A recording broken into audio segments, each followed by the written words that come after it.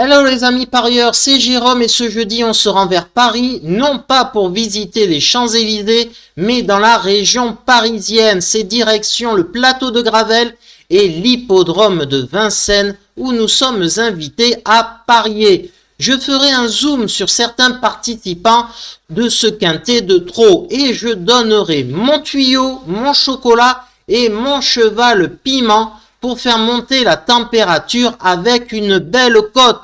Allez, c'est parti!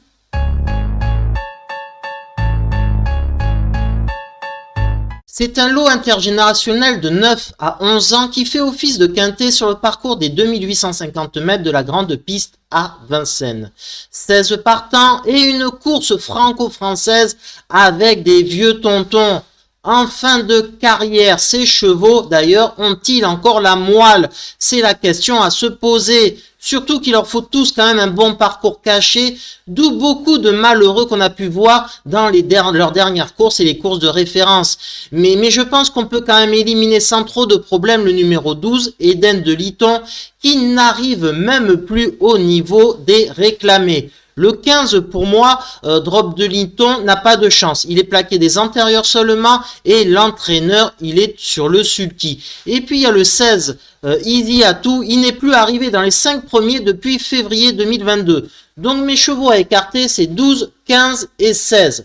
Après, eh bien, c'est grand ouvert et il va falloir faire des choix. Mon chocolat, si c'est possible de donner un chocolat dans une course aussi faible et aussi concurrentielle comme un handicap de plat, eh bien ça sera le 11 Frimeur Narcy. Pourquoi ce choix? C'est un cheval quand même qui a peu couru en 9 ans de carrière, puisqu'il n'a que 69 courses derrière lui. Donc c'est un cheval qui a été ménagé parce que c'est un cheval quand même qui est qualitatif. Comme vous pouvez le voir, 20 sur 36, c'est ce qu'il affiche dans les 3 premiers quand il est déféré des 4 ou plaqué des 4. C'est-à-dire plus de 50% de réussite dans les 3 premiers, ce qui est quand même une très bonne performance pour un cheval de cet acabit. Mais son problème, c'est qu'il n'est jamais venu à Vincennes. Et oui, il n'a jamais couru. Donc, c'est pas évident de le comparer avec d'autres adversaires qu'il va rencontrer. Alors, quel est son véritable niveau? J'ai une ligne quand même qui est très intéressante. C'est sa victoire à Toulouse le 27 avril 2023 devant un cheval qui va retrouver, c'est Follow Dream, le numéro 3. Et parce que quand il avait battu ce cheval à Toulouse, Follow Dream a ensuite répété à Vincennes en terminant second. Ce qui montre la qualité du cheval et qu'il a le niveau de Vincennes. Donc, je pense qu'on peut faire confiance donc au cheval pour arriver à Franck Nivard, qui est son driver dans ce Quintet Plus, et à Julien Fouin, son entraîneur, pour un long déplacement dans la région parisienne, en sachant que c'est un entraîneur du sud-ouest. Et d'ailleurs, qu'est-ce qu'il nous dit Julien Fouin? Comme quoi, il va découvrir Vincennes, son cheval, ce jeudi, mais qu'avec un tel engagement, c'est obligé qu'il vienne. Il fait désormais corde à gauche, c'est pourquoi il se déplace à Paris, et s'il négocie correctement la phase initiale, parce qu'il est assez fautif au niveau du départ, eh bien il est capable de faire l'arrivée selon lui, c'est ce que je pense aussi. Mon tuyau dans cette course ouverte, il va falloir quand même chercher des cotes, parce que là, il va y avoir quand même des grosses cotes à un moment donné, je pense, dans une course aussi ouverte. Ça sera le 2 Dante Turgot. Il est loin d'être cuit et il a montré là, lors d'une course de référence que je vous montre. Et dans cette course à Vincennes, c'est la casaque orange que je vous flèche, qui va être juste derrière un cheval que vous allez reconnaître en jaune, c'est Easy Atou qui va être l'un des favoris de cette course. Et regardez-les, rempli de ressources derrière ce cheval qui va finir deuxième, il va se mettre à la faute. Il n'a pas le passage, il est récupéré ensuite, mais c'est beaucoup trop tard. Et ensuite, il fait la course remplie de ressources, juste derrière les premiers. Il aurait été dans les 5 premiers ou dans les 3 premiers, mais la course, les carottes étaient cuites.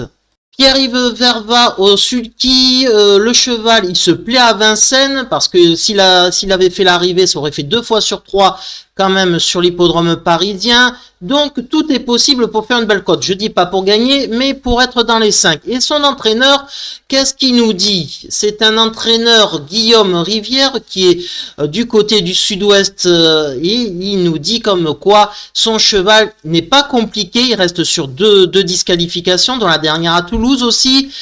Il a manqué de chance. Il se plaît sur la grande piste de Vincennes, je vous l'ai signalé. Il me prouve le matin que son moral et son envie sont intacts. Je crois en lui et j'espère le voir prendre une place. J'y crois aussi. Si l'entraîneur vient du sud-ouest, là aussi, c'est pas pour faire de la figuration. Et un autre tuyau dans cette course, forcément, je vais reprendre cette même ligne. Ça sera le 8 Easy Bleu. Tout simplement, ce cheval est en pleine forme à Vincennes et avec la famille Terry, il faut toujours s'en méfier. Donc ce 30 décembre, on a pu voir, il finissait très vite second, seulement battu par un Européen, Last Winner. Et il n'y aura pas d'Européens, comme je vous ai dit, dans cette course, il n'y a que des Français. Donc déjà, c'est un avantage pour lui. Et lors de sa dernière course, il était plein gaz dans la montée, il se rapprochait avec beaucoup de ressources. Quand patatras, il s'est mis au galop. Là, il retrouve une configuration de ferrure que je préfère. Il sera plaqué des antérieurs et des postérieurs pour lui assurer du confort dans ses allures. Et cette fois-ci, on peut espérer qu'il ne se mette pas au galop.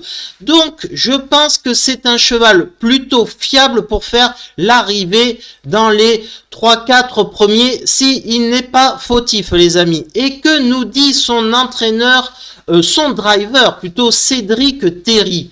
Le 4 février, donc lors de sa dernière course, il avait encore beaucoup de gaz au moment de sa faute, comme on a pu le voir lors de cette course de référence. Ce n'est pas un cheval compliqué, mais il est parfois maladroit. Et s'il ne commet pas de faute, il va faire l'arrivée selon le driver, et je pense pareil que lui. Et mon cheval Piment pour faire une très belle cote, parce qu'il va falloir chercher des cotes, comme je vous l'ai dit, dans une course aussi ouverte de vieux chevaux, c'est souvent des grosses surprises. Mon Piment, eh bien, ça sera le 7 Fogo Pico. C'est un cheval que je connais très bien, que j'ai toujours aimé et que j'ai souvent joué. Pour moi, c'est le meilleur en classe pure dans ce lot-là. Mais le problème, c'est où en est-il au niveau de sa condition physique. Mais en tout cas, c'est le seul qui est capable de prendre tête et corde. Il a souvent fait ça sur le parcours classique de Vincennes. Donc, c'est plutôt intéressant. Et surtout, comme je vous ai dit, c'est un cheval pour moi qualitatif. 18 fois sur 37 dans les 3 premiers quand il est déféré des 4 pieds. Donc, 50% de fois. Ça montre la valeur de ce cheval. Et que nous dit son entraîneur et driver d'ailleurs, Florian Joseph, comme quoi il a effectué une petite rentrée lors de sa dernière course. Cette prestation lui a permis de se remettre dans le bain, parce que moi je pense que c'est la course visée pour ce cheval. C'est une belle épreuve pour lui. Si la chance est de son côté, il peut largement intégrer la combinaison du Quintet Plus. Je suis bien d'accord avec Florian Joseph. Donc je fais un coup de poker et je le mets en tête de ma sélection. Ensuite, je vais mettre le 6 Eddie Josselin. C'est pas un cheval, c'est pas un gagneur, loin de là, c'est un brave cheval qui fait toutes ses courses. Et le 4 février dernier, il a été très malheureux, comme vous pouvez le voir. Il a été très malheureux, n'ayant jamais le passage derrière un cheval qui reculait. Il revient plutôt bien finir. Et si il a un bon parcours cette fois-ci, il peut faire l'arrivée.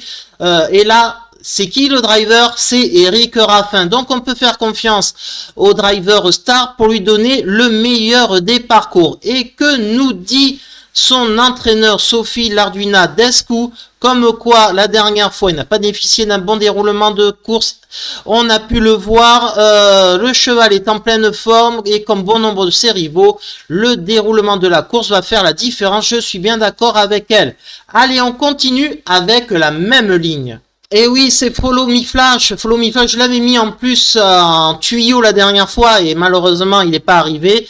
Comme vous pouvez le voir, là je vous l'ai fléché pour lui aussi, très malheureux, et puis il revient très bien finir, mais trop tard. Alors je dis pas qu'il va gagner, mais pour une place dans les 5, c'est largement faisable. Mathieu Abrivard a appris à le connaître, donc je pense que c'est une bonne possibilité. Et que nous dit son entraîneur Étienne Lefranc? Comme quoi il s'est bien comporté lors de sa dernière course, il est tributaire du parcours, ben, comme tous. Hein. Donc voilà, il est en forme et il aborde ce bel engagement dans des conditions favorables. Allez, on continue les amis. Alors j'ai sélectionné le 13 ensuite, Farceur Ace. C'est un choix qui peut être délicat, contestable, car il a fait ses meilleurs résultats au trot monté à Vincennes.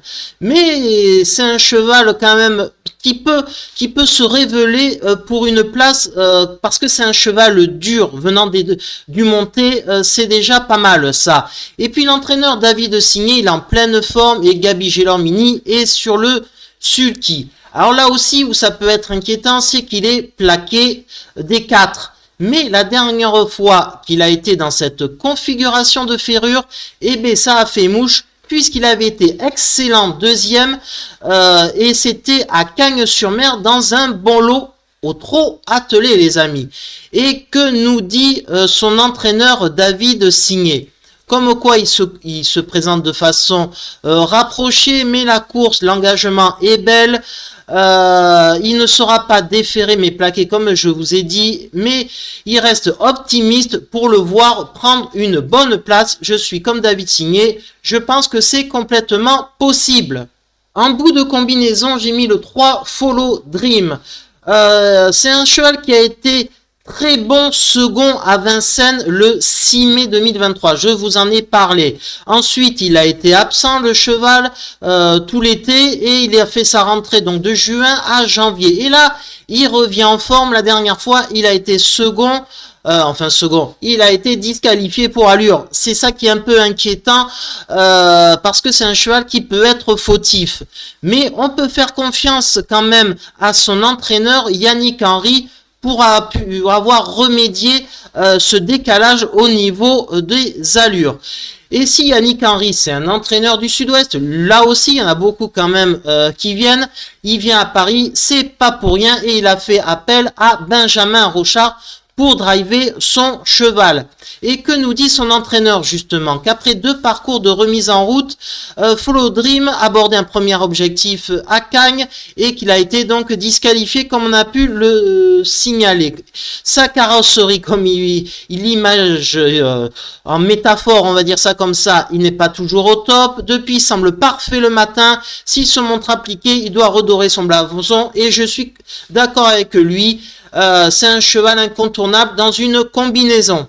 Allez, on passe à la rubrique en vrac. Ce sont des chances possibles, mais je ne les ai pas choisies.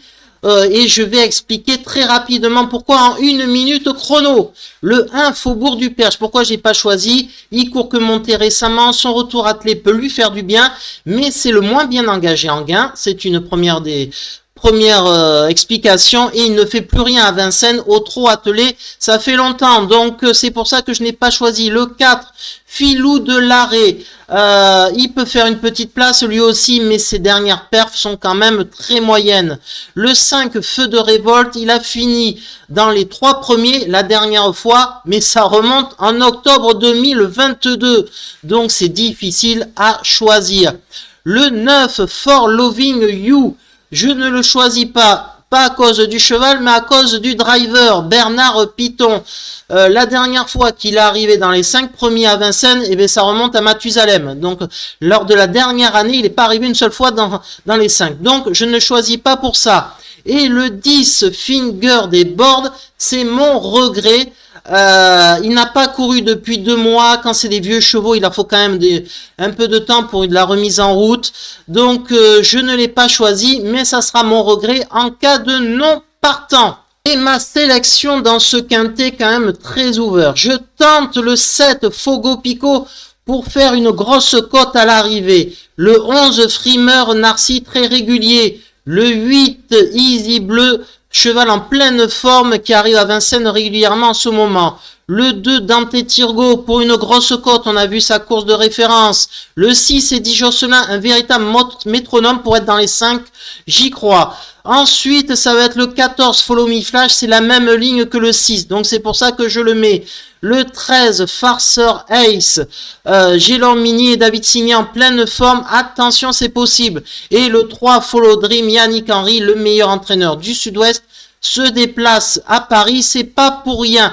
Et en cas de non partant, comme je vous l'ai dit, ça sera le 10, Finger des Boards. Et puis un petit retour en arrière sur le quintet de Vincennes qui se déroulait mardi s'impose, où mon chocolat gamin Jabba a gagné à 5 contre 1. Mon tuyau au bol du Vivier, bon lui il a fini favori, c'est pas une grosse performance, il a terminé 3e. Je donne le tiercé, le quartier dans le désordre, et mon cheval piment Harmonista a été très décevant, il n'arrive même plus à suivre dans le dernier tournant, allez comprendre. Et dans la belle course de Cagnes où j'ai fait un pronostic, mon chocolat Hirou Fushi, il a gagné lui aussi à 5 contre 1. Mon tuyau, alors là aussi il a fait défaut, c'est incroyable, il arrive à Vincennes et là il arrive même pas à suivre ligne d'en face, allez comprendre pourquoi là aussi. Et mon piment, il a fini 4e à 15 contre 1. Et puis donc si vous le souhaitez, hein, vous pourrez retrouver tous mes débriefs de mes partants en toute transparence sur mon blog beerbull.fr, je le fais pour actualiser les résultats. Voilà les amis, c'est la fin de cette vidéo. Je vous dis à bientôt pour de nouvelles aventures. Et même ça sera dès demain, car les courses ça ne s'arrête jamais. Allez, à bientôt les amis parieurs.